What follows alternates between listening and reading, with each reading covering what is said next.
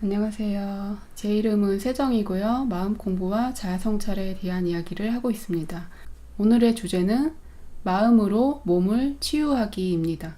우리가 몸이 아프면 병원에 가서 주사를 맞고 약을 먹고 이렇게 하시는데, 마음으로 몸을 치유한다는 것은 좀 사이비처럼 보일 수도 있지만 저는 이게 좀 더 근본적이라고 생각을 하거든요. 영성적인 면에서 보면 사람이 몸이 아프다는 것은 영적인 결함이 있어서 그것이 우리 신체의 질병으로 드러난다, 이렇게 이야기를 하죠. 내가 왜 아픈가를 이해하고 내가 이해하지 못한 것이 무엇인가, 나 자신을 성찰하고 그런 과정에서 나의 몸을 치유할 수 있는 것입니다. 우리가 몸이 아프게 되는 이유는 실제적이고 물질적인 원인이 많죠. 우리가 먹는 음식을, 가공식품을 많이 먹는다든지 설탕을 많이 먹는다든지 이런 것도 큰 원인이 되고, 몸을 너무 피곤하게 하고 스트레스를 많이 받고 휴식을 잘 못해도 우리 몸이 아프게 되겠죠. 그것이 사회적인 문제이기도 하지만 우리가 습관적으로 그러기도 해요. 돈을 버는 것이 중요하다라는 생각에 너무 길들여져 있어서 나의 몸을 잘 돌아볼 줄 모르고 계속 채찍질을 하는 거예요. 내가 졸립다는 것은 쉬어야 한다는 뜻인데 사람들이 졸리면 커피를 마시죠.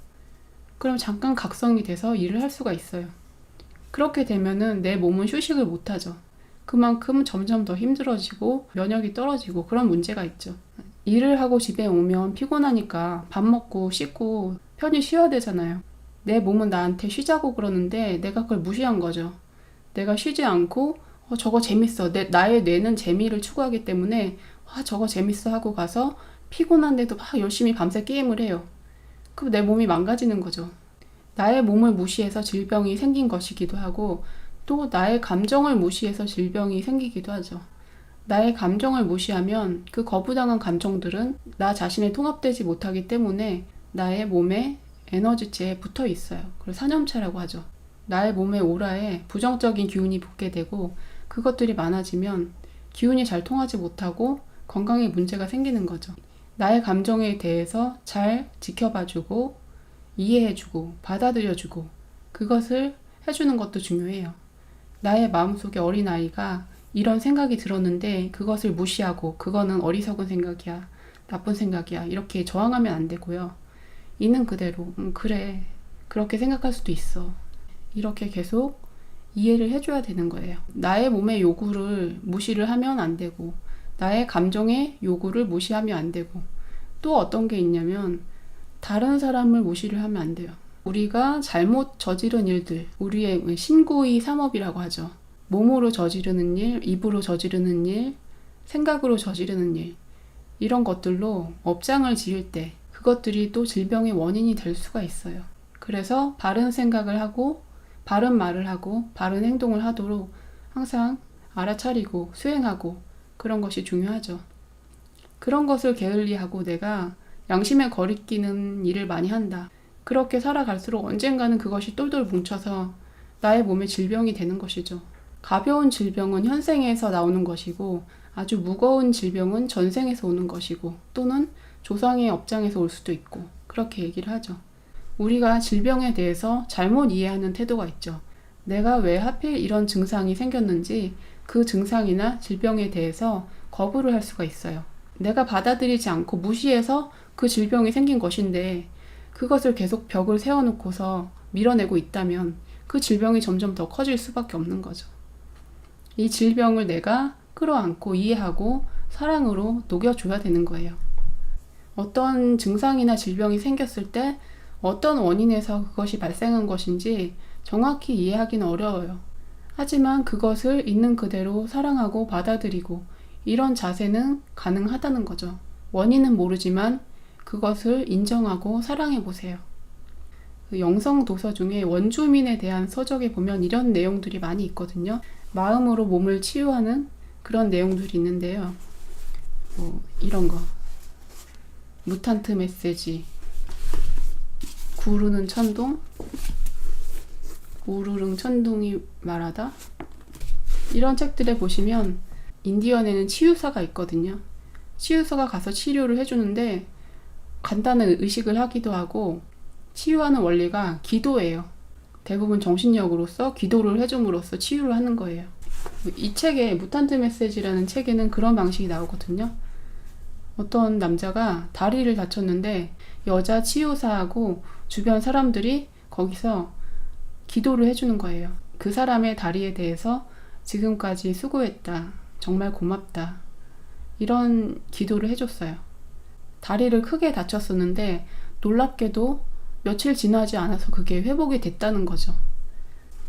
이 책 자체가 거짓말이라고 막 그런 설도 있지만 저는 이런 내용들이 의미가 있다고 생각을 해요. 우리가 이런 생각을 아예 안 해봤잖아요. 아프면은 뭐 병원에 입원하고 약 먹고 이래야 되는 거지 그렇게 생각을 하잖아요. 그런데 이 몸이라는 것은 우리의 정신이 창조를 한 것이거든요. 그래서 그 원인은 우리의 정신, 영적인 측면에 있다는 것이고 그 영적인 측면을 교정함으로써 우리가 몸을 치유할 수가 있다는 것이죠. 누구나 같은 능력이 있는 것은 아니겠지만 우리가 연습을 함으로써 점점 가능해지는 거죠. 이런 비슷한 것을 요즘 현대적인 방식으로 하는 것이 EFT라는 것도 있고 또 그 비슷한 게 또 여러 가지가 있거든요. 우리 몸에 있는 에너지가 흐를 수 있는 이런 반응점 같은 데다가 손을 대고서 그런 얘기를 한다는 거죠. 저는 지금 고관절이 아프거든요. 제가 유튜브 편집을 너무 오래 해서 고관절이 아프게 됐어요. 근데 이렇게 얘기한다는 거죠. 비록 나의 고관절은 아프지만 나는 나의 고관절을 있는 그대로 사랑하고 받아들입니다. 이 말을 계속 반복을 하라는 거예요. 그 특정 뭐 부위를 두드린다든지 뭐 이렇게 손을 댄다든지 이런 상태에서 그것을 반복을 하면 실제로 몸이 낫는 사례가 아주 많대요. 그걸 EFT라고 하죠. 그 몸을 두드린다든지 손을 댄다든지 이런 거는 그 에너지를 갖다가 모으기 위한 것이거든요. 에너지를 모아서 사념체를 만들기 위한 것이에요. 저는 이게 손을 모으는 것도 괜찮다고 생각해요. 손을 모으고 발바닥으로도 기가 빠져나가거든요. 손바닥, 발바닥을 다 모으면 도움이 돼요. 앉아서. 손발을 모으고서 외우는 주문은 좀 더 강력해지는 거예요. 손바닥, 발바닥을 다 모으고 마음이 평화로워진 상태에서 그 얘기를 하시는 거죠. 그 아픈 부위가 비록 아프지만 나는 그 아픈 부위를 있는 그대로 사랑하고 받아들입니다. 그런 얘기를 해보세요. 그렇게 할 수 있고 또 다른 방법은 이런 상태에서 우리가 감사와 사랑의 마음을 떠올려 보세요. 감사와 사랑의 마음을 떠올릴 수 있게 하는 무엇이든지 기억을 해보시고 감사와 사랑의 마음을 한 곳에 모으셔서 그 감사의 에너지를 그 아픈 부위에 보내준다고 상상을 해보세요. 그 마음으로 생각을 하면 그 집중하는 곳에 실제로 그 감사의 에너지가 흘러가게 돼요. 그렇게 하면 그 부위에 아픈 것이 치유가 되는 것이죠. 그리고 이 원주민들이 했듯이 그 아픈 부위에 대해서 내가 이야기를 해주세요. 나의 고관절아 그동안 정말 수고가 많았다. 그런데 나는 너가 그렇게 아픈 줄도 모르고 잘 돌아보지 않았구나. 그동안 정말 수고가 많았고 나는 너에 대해서 정말 감사한다. 그런 마음을 계속 이야기를 해주는 거예요. 감사라는 것은 진동수가 매우 높은 에너지예요. 그에 비해서 분노라든지 증오라든지 부정적인 감정들은 에너지가 아주 낮은 것이죠. 감사, 사랑, 순수한 기쁨 이런 거는 아주 고차원의 에너지예요. 그래서 우리 마음에서 감사, 사랑 이런 마음을 떠올려서 강하게 만든 다음에 그것을 의도적으로 의념을 통해서 아픈 부위로 계속 보내주세요. 한 번으로는 안 되겠죠. 암 환자들이 방사선을 여러 번 치료를 하듯이 감사와 사랑의 에너지도 지속적으로 보내주셔야 돼요. 앉아서 이렇게 손을 모으고 하는 방법도 있겠고 자기 전에 누워서 편안한 상태에서 하는 것도 도움이 돼요. 깨어 있다가 잠자기 전에 약간 중간 상태의 뇌파가 있어요. 그 세타파 상태에서 그 얘기를 하면 우리 잠재의식에 정말 새겨지게 돼요. 몸에 질병이 일어나는 원인 몇 가지 알아봤는데요. 나의 몸을 무시하지 말고 피곤할 땐 쉬어야 되고요. 배고플 땐 먹어야 되고요. 기본적인 욕구를 충족시켜줘야 되고 나의 감정이 일어날 때도 그것을 무시하거나 저항하지 말고 받아들여줘야 되는 것이고요. 그리고 나의 생활 속에서 업장을 많이 짓지 않도록 바른 생각과 바른 행동, 바른 말을 하도록 계속 닦아 나가셔야 되는 거죠. 내가 이미 가진 업으로 인해서 질병이 일어난다면 그것에 대해서 또 저항하고 싫다고 하지 말고 이것을 나의 하나의 숙제라고 생각을 하고 잘 풀어 나가야 되는 거죠. 저의 몸에 작은 증상 같은 거는 그런 걸로 많이 제가 치유를 했거든요. 우리가 진실한 마음으로 계속하면 효과가 있을 거라고 생각을 합니다. 그리고 나 외에 다른 사람을 치유하는 것도 가능해요. 그거는 가까이 있지 않아도 되거든요. 아픈 사람을 위해서 기도를 해주고 감사와 사랑의 에너지를 보내주고 그렇게 하면 실제로 그 사람에게 도움이 되는 거예요. 우리가 마음으로도 얼마든지 남에게 도울 수가 있거든요. 꼭 돈을 갖다가 기부를 하는 것만이 아니고 마음으로 빌어주는 것도 큰 도움이 될 수가 있어요. 그래서 저는 그렇게 해요. 만일 TV를 틀었는데 많이 아픈 사람이 낫다. 저는 그러면 그 순간에 기도를 해줘요. 저는 제가 생각하는 것이 실제로 현실에 드러나는 것을 거의 매일 보거든요.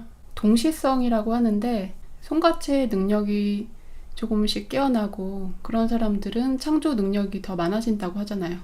그래서 제가 손가체 능력이 100% 개발된 건 아니지만 평균적인 사람보다는 조금 더 개발이 된 편이거든요. 저의 생각의 에너지가 영향을 주는 것을 즉각적으로 느끼거든요.